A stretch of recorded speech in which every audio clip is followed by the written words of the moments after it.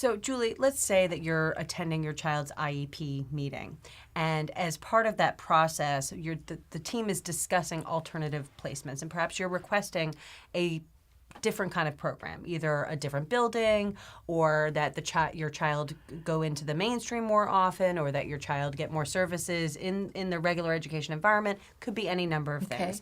And the response that you get is, well, we only provide special education in the resource room, or we only provide special education at Johnson Elementary, not at Baker Elementary, or we only provide, those kinds of, we only provide special education here. Right. So when you hear something like that, what I want you to know is that special education is not a place.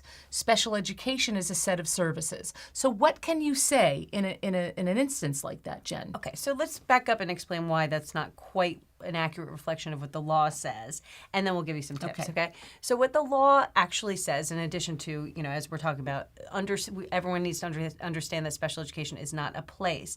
It's important to understand something called the LRE provision, which is the least restrictive environment provision of the federal law. It's thrown around a lot as LRE. So what it basically says is, to the maximum extent appropriate, students with special needs shouldn't be removed from the mainstream unless we've attempted the supplementary aids and services to make a less restrictive program appropriate. And the key is on the word appropriate. The program always has to be appropriate to meet the individual needs of that particular child, their unique needs, okay? So what's important is, for some students, and the federal law contemplates everything from very restrictive placements like hospitals to very unrestricted placements, presumably your local neighborhood school where you would go if you did not have a disability.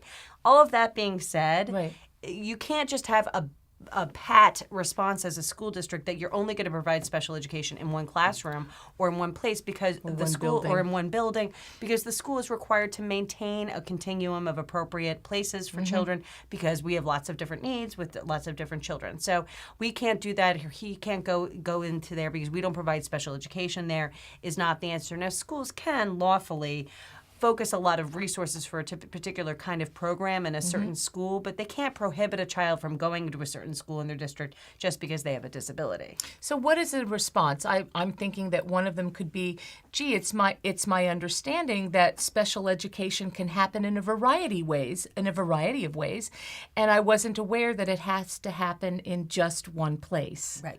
And you could even, ask a question, so are there no special education students at Johnson Elementary, or are there no special education students in the art program? Are there no special? And try to find out. If the answer to that question is yes, and we don't allow special education students to participate in our music program, well, that's a very troubling, discriminatory issue, and it's something that needs to be pursued outside of that meeting. We're hoping you don't hear that, but in case you do, just remember that special education is not a place. It can happen in a variety of ways and in a variety of places. That's right.